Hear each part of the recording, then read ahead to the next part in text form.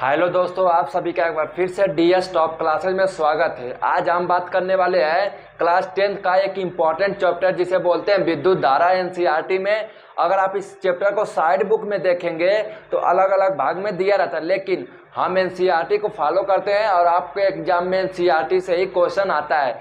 तो आज हम बात करेंगे कि इस चैप्टर में कितना सूत्र है और सूत्र पूरा अच्छे से एक जगह लाइन पे आप लोग लिख लीजिएगा, चाहे चिपका लो चाहे नोट्स एक जगह बना लो। ओके, तो चलिए देखते हैं विद्युत धारा में कितना सूत्र है और इम्पॉर्टेंट इसका पूरा सूत्र देखते हैं। इम्पॉर्टेंट क्या, पूरा सूत्र लिख लिया हूँ और आप लोग एक बार देख लीजिए। क्यों कि आप लोग सभी टॉपिक पढ़ लेते हैं लेकिन काफ़ी बच्चे सूत्र इकट्ठा लिख नहीं पाते हैं। यानी पहले ही टॉपिक का पहला सूत्र है I बराबर Q अपान T, जहाँ एक और सूत्र होता है Q बराबर या नी। देखो, मुझसे एक भाई ने पूछा था कि भैया I बराबर Q अपान T हम जानते हैं लेकिन Q बराबर या नी नहीं जानते। तो देखो, ये भी एक सूत्र होता है। आप चाहेंगे तो तीसरा भी सूत्र निकाल लेंगे। यह सब फिजिक्स में नियम होता है। जैसे देखो, Q बराबर या नी है तो Q की जगह क्या रख सकते हो, या नहीं। तो हमारा तीसरा सूत्र निकल के आ जाएगा I बराबर या नहीं बटा T। तीसरा सूत्र भी निकल जाएगा। सूत्र से सूत्र निकालो तभी फिजिक्स में इंटरेस्ट पैदा होगा। ओके, तो अगले सूत्र की बात कर लेते हैं जो हमारा है विद्युत विभव का। विद्युत विभव का सूत्र क्या होता है, आप लोग को विभव पढ़ाया हो पूरा अच्छे से। तो V बराबर W अपान Q, जहाँ W क्या है, कार्य है, Q आवेश आप लोग जान रहे होंगे। अगली बात कर लेते हैं विद्युत प्रतिरोध का, यानी R बराबर V बटा I। और दूसरा जो सूत्र है R बराबर रो बटा L बटा A। काफ़ी बच्चे जैसे जान ही नहीं पाते, जान जाते हैं P है। चलिए मैं लिख देता हूँ, यह क्या है जो इस तरह बना है, तो यह क्या है, रो है। जो आप लोग रोते हुआ नहीं, या रो इससे इसका नाम है। ओके, तो आप लोग लिख लीजिएगा, तो उसको सूत्र मत जानिएगा, मैं बाद में से मिटा दूंगा यहाँ से। अगली बात कर लेते हैं विशिष्ट प्रतिरोध का, यानी जिसे आप लोग बोलते हैं रो से। यानी देखो यहाँ पे सूत्र बताया हूँ R बराबर रो L बाई A। तो यहाँ से मैं रो को इधर ले जाऊंगा तो R A ऊपर चला जाएगा, L नीचे आ जाएगा।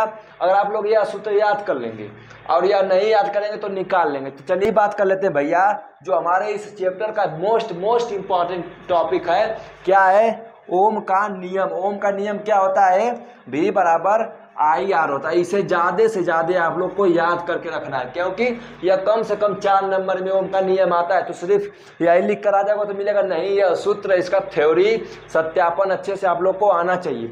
अगली बात कर लेते हैं भैया, जो हमारा श्रेणी क्रम समायोजन, किसका श्रेणी क्रम समायोजन, तो प्रतिरोधों का यानी जो आपको यहाँ पे बताया हूँ इसका समायोजन। श्रेणी क्रम एक होता है, एक समांतर क्रम होता है। जो आप लोग का सूत्र है श्रेणी क्रम का, R बराबर R1 plus R2 plus R3, या क्या हो गया हमारा श्रेणी क्रम का सूत्र। जब आप क्लास 12th में जाएंगे तो उसमें संधारित्र का समायोजन, सेलों का जो अलग अलग आप लोग को पढ़ना पड़ेगा, लेकिन क्लास 10th में अभी सिर्फ प्रतिरोध का है। ओके, अगली बात कर लेते हैं उसी का समांतर क्रम में। तो इसको सिर्फ ऊपर एक एक लगा दोगे, 1 बटा R बराबर 1 बटा R1 प्लस 1 बटा R2 प्लस 1 बटा R3। यह आपका हो जाएगा समांतर क्रम समायोजन का फार्मूला। ओके, आप लोग घर बना लीजिए अच्छे से। अब बात कर लेते हैं भैया कि विद्युत ऊर्जा का क्या होता है। तो देखो, अगर आपके पास थोड़ा सा भी दिमाग है तो विद्युत ऊर्जा का आप लोग को सूत्र याद नहीं करना पड़ेगा, यहाँ से निकाल लो। देखो, V बराबर W अपान Q है ना, तो Q और V को एक साइड कर दो और उसको एक साइड कर दो, तो क्या आ जाएगा, W बराबर V Q। तो यही मैं यहाँ पे लिखा हूँ, W बराबर V Q, जो V हमारा है विभव है और Q आवेश है। ओके, अब बात कर लेते हैं भैया कि विद्युत शक्ति का क्या सूत्र होता है। तो एकांक समय में व्यय होने वाली ऊर्जा को क्या कहते हैं, विद्युत शक्ति।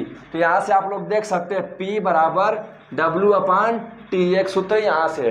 अब आप कहेंगे भैया मेरे बुक में सिर्फ यही सूत्र नहीं दिया है, तो आपके बुक में अलग अलग सूत्र दिया हुआ। कैसे, जैसे मान लो W बराबर आप लोग जो सूत्र होता है उसे रख देंगे, T से T काट देंगे तो एक नया सूत्र आता है।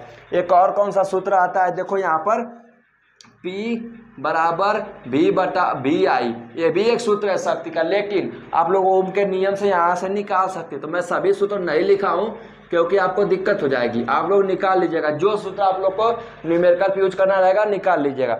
अब जो मोस्ट इंपॉर्टेंट बात करने जा रहा हूँ कि न्यूमेरिकल अगर आप लोग को हल करना इस चैप्टर का, तो 2 चीज़ ज़्यादा याद रखो। क्या, एक इलेक्ट्रॉन बराबर क्या होता है, 1.6 × 10⁻⁻19 कूलाम होता है। अब बात कर लेते हैं कि 1 कूलाम बराबर कितना होता है। 1 कूलाम यानी आवेश का मात्रक क्या होता है, कूलाम। तो 1 कूलाम बराबर 6.25 × 10⁻18 होता है। तो यह दोनों आप लोग को याद रखना है। अब आप कहेंगे भैया इलेक्ट्रॉन बता दिए, प्रोटॉन भी बता दिए, उतना ही उसका भी होता है, बस उससे प्लस का होता है। ओके, अब बात करते हैं कि भैया मुझे पूरा तो सूत्र लिख दिए, एक बार स्क्रीनशॉट लेने दीजिए। तो आप लोग स्क्रीनशॉट ले सकते हैं। तो ओके, आप लोग का स्क्रीनशॉट हो गया। और ऐसी कोई भी वीडियो चाहते हो किसी भी लेसन का, किसी भी सब्जेक्ट का, तो आप लोग नीचे जरूर कमेंट कीजिए। जय हिंद, वंदे मातरम।